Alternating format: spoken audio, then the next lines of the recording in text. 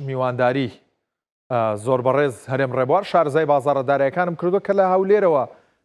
لەگەڵمان دەبێت. کاکەرێم سڵاوت لێبێت، خۆشحاڵم کە دووبارە گفتوگۆ لەسەر دۆخی بازار دەکەین. بەو پرسیارە دەست پێ دەکەم با باسێکی دینار و دۆلار بکەین. ئەم دابەزینەی دینار بەرامبەر بە دۆلار دۆخێکی مەترسیدارە چاوەڕێی دابەزینی زیاتری بکەین. سڵاو لێبێ کاک پشتیوان، ئێوارەی بەڕێست و بینەرانیش باش. طبعا سەبارەت بە دۆخی بەهای دینار لە بازاڕەکانی عێراقا بە شێوەیەکی گشتی تا ڕادەیەکی زۆر لە حاڵەتی ئێستا ئێمە وابەستەین بەو کێشە جیۆپۆلەتیکی و ناوخۆیانەوە کە لە منطقەکە گوزەرێ و بەشێکی کێشەکانی ئێمە و دابەزینی بەهای دیناری عێراقی ڕاستەوخۆ پەیوەندی هەیە بە مەسەلەی گرژەکانی نێوان ئەمریکا و ئیسرائیل لەگەڵ ئێران، چونکە ئێمە بۆ پێی کە ئیدارەی عێراقی بە بەردەوامی لە 20 ساڵی ڕابردووە نزیک بوون لە ئیدارەی ئێران و لە وڵاتی ئێرانەوە. ئەمەش کاریگەری و هەژمونی ئێرانی بە وازەحی لەسەر عێراق دیار بوو و ئەمریکەکانیش هەستیان پێکردەوە. ئەمە بەشێکی کێشەکانی ئێمە کە پەیوەندیان بە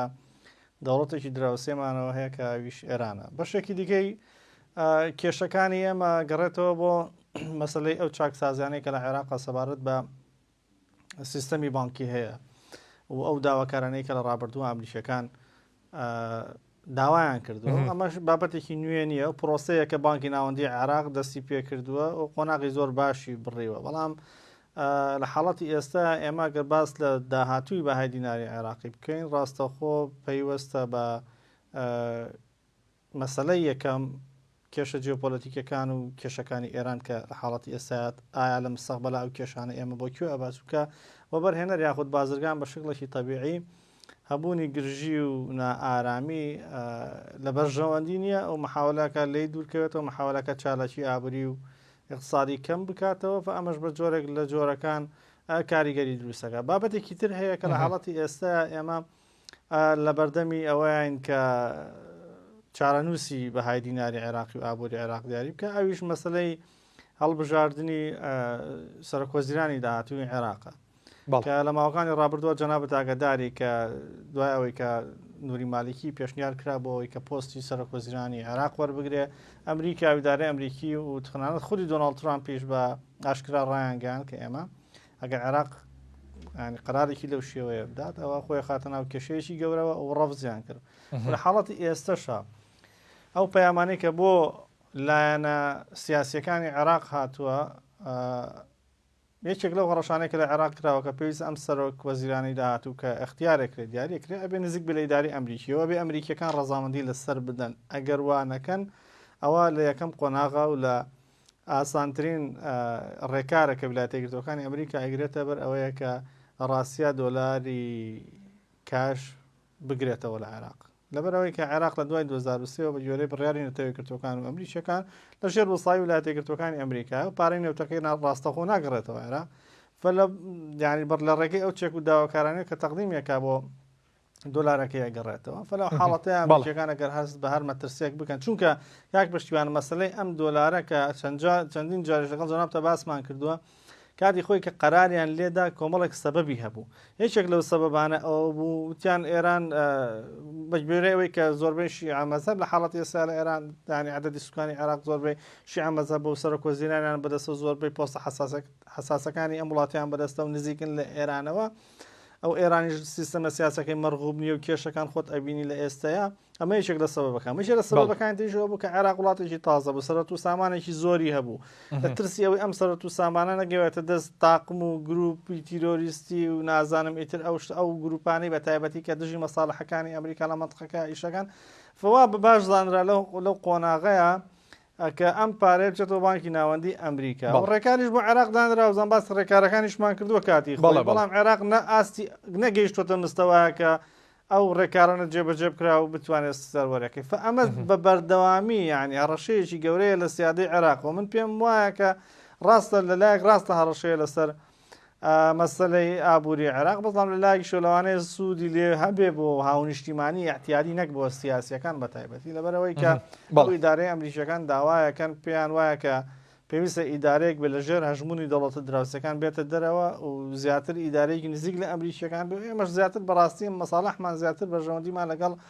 ئەوەیە کە لە ئەمریکا نزیک بین بەو پێی کە مەزدەری سەرچاوی دۆلارەکەمانی لایە و دەوڵەتێکی زلهێزی شەلەوانەیە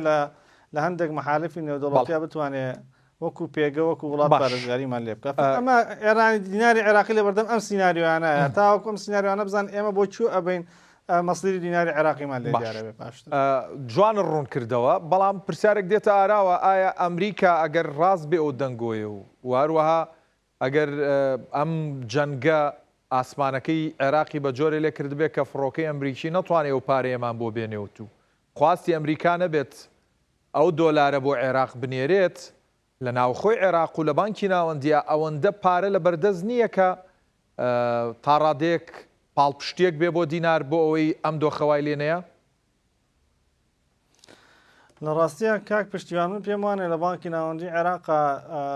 دۆلارێکی پێویستە بێ کە بۆ نمونە ئێمە باتە قۆناغێکی ڕاگوزەرەوە لەبەرەوەی بانکی ناوەندی عێراق بە بەردەوامی مانگانە لە ڕێگەی فڕۆکەوە پارێ بۆ دێ ئەو ڕازگۆ بین لەگەڵ یەکتریشا خەرجیەکانی عێراق و ئەو پارەیە کە عێراق ینی بانکی ناوەندی وەزارەتی دارایی پێویستیانە پارەیەکی خەیاڵیە ینی بەس بۆ موچە لە عێراقا ینی تۆ تەسەور کە بەس بۆ موچە مانگانە لە عێراقا وەزارەتی بانکی ناوەندی پێویستی بەوە هەیە 6.6 ملیار دلار بخاتە بازاڕە بۆی کە دیناری پێ بکرێت و تەمیلی وەزارەتی دارایی بکاتەوە ئەیدرەوە باسی بودجەی سیادی و تەشغیلی و ئەو بابەتانە ناکەین ینی نزیکی خۆی زیاتر لە 10 ملیار دلار ئەیات لە مانگێکە یعنی من تەوەقوع ناکەم کە بانکی ناوەندی عێراقی و بەردەوامیش ئەو پارەی کە بۆی دێت حەسەب چونکە بانکی ناوەندی حەسەب چێک و پێداویستی خۆی داوای دۆلارەکە لەوانەیە هەبێ بەڵام من پێم وانەیە کە ئەوەندە دۆلاری کاش لە بانکی ناوەندی عێراقا بێت کە بتوانێت بۆ نمونە کورتێنانی دوو مانگی پێپڕ بکرێتەوە ئەمەش ڕەمان خاتە بەردەم خەتەرێکی گەورەیە ئەویش داڕمانی بەهای دیناری عێراقی ئەگەر بێت و ئەو مۆزوعە بێ بەڕاست لە ئەزانم ئاگاداری دۆخی عێراقی بۆیە هەندێک پرسیاری دارایی عێراق لێ یەکەم لەسەرم پرسە تۆزێ زیاترە مێنمەوە بابەتێکی دیکە هەیە فرۆشی نەوتە بە گرێبەسی دواخراو کە عێراق ڕەنگە لە مانگی چوارە ئەو نەوتەی لە مانگی 1 و 2 فرۆشتێتی لە 4 و تا ڕادەیەک 5 داهاتەکەی بۆ بێ کە ئەوەش بینین لە ئەمریکا شۆپارەکەی نایەت بۆ عێراق بەس گریمانە گەربێتیش لە مانگی 3 و 4 داهاتی نەوتی عێراق زۆر دابەزیوە لە 6 بۆ 7 ملیار دۆلاری مانگانە کە فرۆشی نەوت بۆ ڕەنگە دابەزی بێ بۆ کەمتر لە 2 ملیار دۆلار ئەمە چ زەبرێک بە دۆخەدارایەکەی عێراق گەیەنێ ئایا چاوەڕێ بکەین لە مانگی 5 و 6 بەڕاستی عێراق نەتوانێت ئەو هەموو خەرجیە بە تایبەت خەرجی موچەی کە باسی کرد دابین بکە لە ڕاستیە من پێم وایە کە عێراق ئەگەر نەچێتە ژێر ئەوەی کە ینی خۆی نەخاتە ئەو مووقیفەی کە ئەمریکیەکان سزای بدەن لە ڕووی داراییەوە ئەگەر و احتیمالێتی ئەوە هەیە کە بتوانرێت ئەو کورتێنانانە پڕ بکرێتەوە لەبەرەوەی کە پێشەوەی ئەم جەنگە دروست بێ پێشەوەی ئەم دۆخە دروست بێ لە عێراق یەدەگێکی دۆلاری زۆر باشیە بوو کە زیاتر لە 100 ملیار دلار بوو یەدەگی زێری خۆشی زۆر بە باشی بەرز کردبووە ینی تۆ تەسەور کە کاک پشتیوان عێراق لەوەتی تاسیس بۆ 1920ەوە تا ئێستا بانکی ناوەندی بەقەدەر 2025 و 2026 دەوڵەمەند نەبووە ینی ئەمە تا ڕادەیەکی زۆر لە ڕووی پارەی کاش و پارەی ینی سیولەوە کێشەمان ینی لە ڕووی هەبوونی بە فعلی پارەوە عێراق کێشەیەکی لەو شێوەیە نییە بەڵام مەگەر دۆلارەکەی لە بگیرێتەوە ئەو کاتە کێشەکەی بۆ دروست دەبێت پێم وایە ئەگەر ئەمریکیەکان کێشە دروست نەکەن بۆ مەسەلەی ناردنی دۆلار و پارتە سیاسیەکانی عێراقیش سەرۆکوەزیرانێک هەڵبژێرن تا ڕادەیەکی زۆر لەگەڵ ئەمریکیەکانە بگونجێت و ڕزامەندی ئەوانی لەسەر بێت کێشەکانی عێراق هێواش چارەسەرە بن و بەشێکی تریشی کە باسمان کرد پەیوەندی بە ئێرانەوە هەیە لەوانەیە بە جۆرێک لە جۆرەکانیان ڕژێمەکە کۆتایی پێدەیان ڕێککەوتنێکی نوێ لە نێوان ئەمریکا و ئێراناکری ئەویش دیسان کاریگەریەکی لەوانەیە ئەگەر ڕێککەوتنەکە ئیجابی بە بۆ عێراق کاریگەرێکی ئیجابی دروست بکات لەبەرەوە من زۆر ڕەشبین نیم لەسەر بەهای دیناری عێراقی لە بازاڕەکانە بە مەرجێک سەرۆک وەزیرانی نوێ ئەبێ زۆر حەزەری لێ بکرێ ئەبێ پارتە سیاسیەکان بای ئەوەندە عقلانیانە بیر بکەنەوە کە دۆخەکە بە باشی هەڵبسەنگێنن هیچ نەبێت لەم قۆناغەیە لەگەڵ داواکاری و بەرژەوەندی ئەمریکیەکانە تەفاهم بکەن باش بۆ نرخی زێڕ و زی و چاوەڕێی چی بکەین و لێکەوتەکان ئاراستەکان چۆنن شیکاریەکمان بۆ بکە ئایا ئاگربەز درێژ بکرێتەوە یاخود جەنگ دەست پێ بکاتەوە گریمانەکان چیمان پێ دەڵێن هەر ئەوەی کە لە چەند هەفتەی ڕابردووە بینراوە هەرەمە بەردەوامە بێ یان نەخێر ڕەوتێکی ترەگرێ لە ڕاستیە کاک پشتیوان وەکو بدایەتی بەرنامەکەشا جەنابەت باست کرد مەسەلەی زێڕ و زی و جۆرێک لە ڕەنجێکی مەحدودیان وەرگتووە ینی لە ناوچەیەکی دیاریکراوە ڕۆژانە بەرزنزمی ئەنجامێن بەبێ ئەوەی کە هیچ حرەکەیەکی گەورە چ بۆ دابەزین و چ بۆ بەرزبوونەوە ببینین لە بازارەکانە بەشێکی زۆری شێگەڕێتەوە بۆ ئەو نادڵنیایی کە لە بازارە هەیە و بۆ ئەوەی کە ڕۆژێک گەری هورمز دەکرێتەوە ڕۆژی دواتر داخرێتەوە ڕۆژێک دۆناڵد ترامپ لێ دوانەیە کە ڕێکەوتن هەیە ڕۆژێک ڕێکەوتن نیە بازارەکان لە حاڵەتی ئێستاە تا ڕادەیەکی زۆر بێقەرار ماونەتەوە هەر ئەمەش وا کات کە نەبینین یعنی ئاراستە و تیجایەکی وازەح نەبێت لە بازارەکانە بەڵام ئەوەی کە بە گوێرەی خوێندنەوەکان لێکدانەوەیەکی واقعیە بۆ بازارەکەەوەی کە زێڕ و زی و بە شێوێژی گشتی لاوازن و زعیفن هەتاوەکۆم حاڵەتێک کە ئەمە قسەیتی ئاکەین لەبەرەوەی کە بەرزبوونەوەی نرخی نەوت ئێستا بەرزبوونەوەی نرخی نەفت هەموو شتێکی گۆڕیەوە هەموو دۆخی بازاڕەداراییەکانی بە تەواوەتی بردۆتە قۆناغێکی ترەوە لەبەرەوەی بەرزبوونەوەی نرخی نەوت ئۆتۆماتیکی نەبێتەوە ئێوەی کە زەربە بەر پیشەسازی و بەرگرانبوونی بەرەبوومی پیشەسازی بکەوە کە ئەمەش لە داهاتووە هەڵاوسانی لە دروستە بێ ئەمەش بانکە ناوەندیەکانی لە سەرانسەری دنیا زۆر نیگەران کردووە ئەبینین پێشتر زیاتر قسەکە لەسەر ئەوە بوو کە سوودی بانکی محاولە بکەن زیاتر بێتە خوارەوە بتوانین بۆەوەی کە دۆلارێکی زیاتر بخێتە بازارەوە و سیستەمەکە کێشە مەشاکیلی بۆ دروست نەبێ بەڵام ئەبینین لە حاڵەتی ئێستا قسەکە زیاتر سناریۆکان پێچوانە بوونەوە زیاتر لەسەرەوەی هەندێک بانکی ناوەندی لە دنیاوە سوودی بانکی بەرزەکەنەوە ئوسترالیا بەرزی کردوتەوە احتیمالە ECB ئەوروپیا ینی بە سنترۆل بانکی ئەوروپا و بریتانیاش احتیمالیەوەیە بەرزیکەنەوە ینی قسەیەک هەیە لەسەرەوەی کە لە میتینگی ڕابردووە ئەو بانکی ناوەندی ئەمریکا ئەمانە بێتە هۆی فشار بۆ سەر مەسلەی زێڕ و زی و ینی بازارەکان ئێمە ناڵێن ینی زێڕ و زی و کاک بشیان با خەڵکیش لێمان تێنەگا لەبەرەوەی خەڵکێکی زۆر تەماشای بەرنامەکانەکە گوێ لە قسەی شرۆڤەکاران ئەگرێ من هەمیشە وتومە بۆ نمونە پێشبینیکردنی بەرزبوونەوەی نرخی زێڕ شتێکی زۆر قورس نییە من ئێستا توانم بە هاوڵاتی بڵم لە 2028 و 29 ئەوانە نرخی زێڕ ئەبینیم لە 6,000 دلار ئەبینێ لە بازارەکانە بە احتیمال و ئەگەرێکی زۆر بەڵام هیچ ئێمە ئەوەی یارمەتی خەڵک بین بۆی کە شوێنێکی گونجاو و دۆچێتەوە بۆی کەەوە بەرێنانی لێ بکەن حاڵەتی ئەم پرسیارە لە منەکەی من سیعری زێڕ و نرخی زێر لە بازارەکانە بەلاوازی ئەبینم خۆت ئاگداری پێشتر کە لە حاڵەتی بەرزبوونەوەکە ئەگەر زێر 100 دلار هاتە خوارەوە 300 دلار بەرزە بووە دوای 200 دلاری کاتە خوارەوە 600 دلار بەرزە بووە بەرزبوونەوەکانی زۆر بە خێرایی ڕووی ئەیە بەڵام ئێستا ئەبینین لاوازە ئێستا ئەبینین خلالی بۆ نمونەکە دوای 4100 دلاری بینیوە مانگێکی پێ چۆن نەیتوانیەوە بگەڕێتەوە لەو شوێنەی کە لی داوەزیەوە ئەمە معنای ئەوە هەیە کە کۆمەڵک دامەزراوە ئەگەر و احتیمالەتی ئەوەی هەیە کە زێر بفرۆشن بانکە ناوەندەکانیش ڕابردووە جەنابەت بۆن بانکی ناوەندی تورکیایە بانکی ناوەندی لوبنانە بە هەندێک لە وڵاتان دەستیان بفرۆشتنی زێڕەکانیان کردووە ئەمانە تەسیریەیە لەسەر مستەقبەلی زێر لە مەودای نزیکە باشە با من لە خاڵێکە بتێڵمەوە بابەتی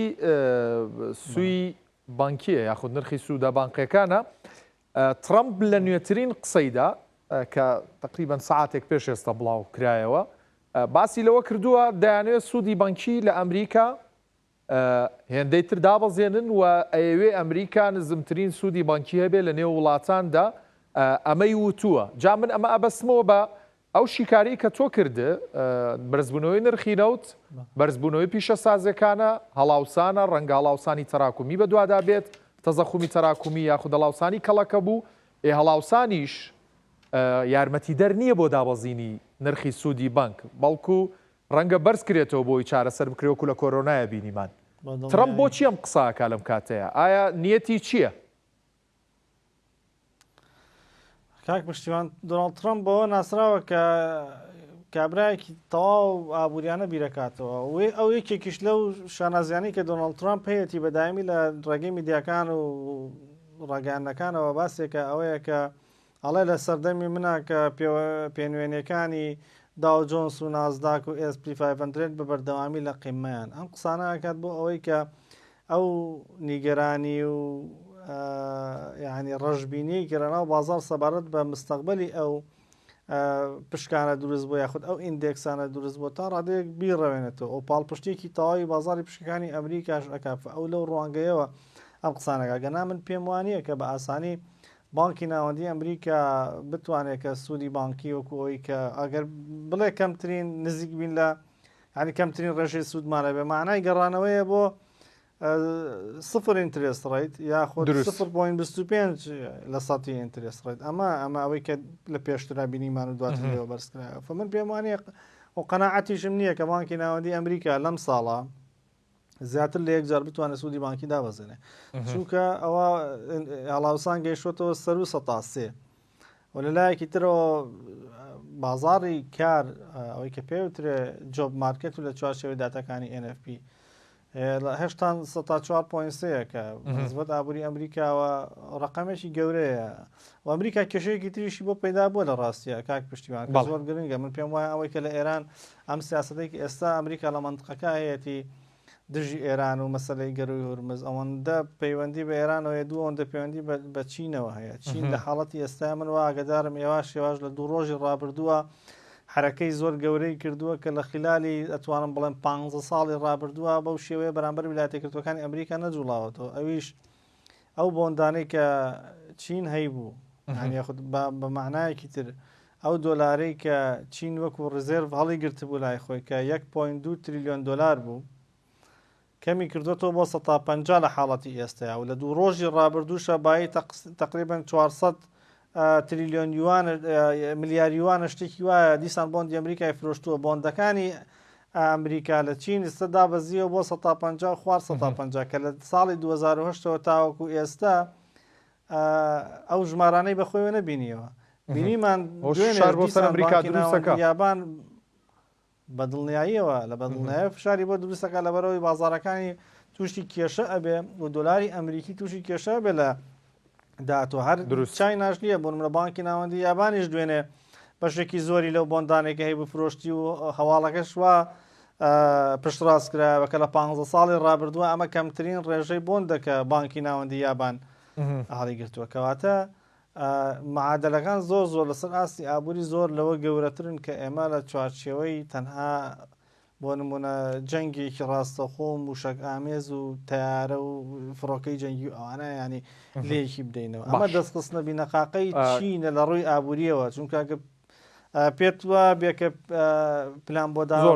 دانە ڕێژراوە لە ڕاستیە ڕاست نییە ئەمە کاریگەریی گەورەی کردە سەر ئابووری چین کاکەرێن بە کورتی بەرچاو ڕوونیەکمان بەرێ بە تایبەت بۆ ئەو کەسانی کە بینیمان تەنانەت لە ئێستا شارک بەردەوامن لە کڕینی زی و بە کیلۆ و بە قاڵب و بینیشمان کە لەم چەند ڕۆژەی ڕابردوودا نرخی بازار هاتە خوار ئەوەی کە پێڵەن نرخی شاشە خوار نرخی بۆرسە ئەمە چییە لە هەرێم ڕووەدا و چۆن بەرچاو ڕوونی ئەدەی بەوانی کە خەریکی و بازرگانیان بەس بە کورتی کاک پشتیوان مەسلەی هاتنە خوارەوەی نرخی زیو لە کوردستانە بۆ خوار نرخی عالەمیەکەی ئەو بووکە لە کۆتایی هەفتا بوو بازارەکان داخرا بۆ دۆناڵد ترامپ پیش ئاماژەی بۆ کرد کە گەروی هورمز دووبارە داخراوە و احتیمالی لێکتێنەگەیشتن هەیە ئەمە ژوای کرد خەڵکێک لە بازارە خێرا بچێت زیوەکانی بفرۆشە چونکە تا ڕادێک درکیان بەوا کرد کە لە دووشەمە بازارەکانەکرێت و ئەگەری دابەزینی چییە دابەزین نرخی زیوەوەیە ئەوە سەبەبێکی بەڵام زیو لە کوردستانە لە حاڵەتی ئێستا تووشی کێشەیەک بوو ئەویشەوەیە کە لەمە دووە ناچێتە دووبەی و لە دووبەیشەوە نایەت ئێرە بە گوێرەی بڕیارێکی ئیمارات ئەمەش کێشەیەک دروستەکە ینی ئەو زیوەی کە لە ناوخۆیان هەمانە ئەبێ بەرەو تورکیا بڕوازیاتر ئێتر تورکیاش چۆن لێمان ئەکڕێتەوە نرخێکی بۆ داانێ لە حاڵەتی ئێستا تۆزێک ئەو بەرچاو ڕوونیەکەش ئەوەی ئەم پێم وایە تۆزێک حەزەر لە نرخی زیو بکەن بە تایبەتیەکە جەنگ هەڵبگرسێتەوە زیو کازایکی پێشەسازیە جەنگ لە بەرژەوەندی نییە بەگەر احتیمالەتێکی زۆر جارێککە نرخەکان ئەبینین کە داب بەزێتەوە فحەزەر لە نرخی زیو بکرێ خراپ نییە وەکو نزیک مەودا و وەکو سینناوی بەرزبوونەوەش ئەوانەی کە پرسیارەکەن هەر کاتێک نرخی زیوتان بینی لە $183 بۆ ئۆنسەیەک مایەوە ئەوە تاوەکو $92 لە بازارەکانە بەرزە بێتەوە بەڵام من زیاتر پێم وایە سینناریۆی دابەزینی زاڵترە لە بازارەکانە تاوەکوەوەی کە بگەینە $92. بەڕێز هەرێم ڕێبوار شارەزای بازاڕەدارایەکان سوپاس کە لەگەڵمان بووی، سوپاس بۆ شیکاریە وردانت.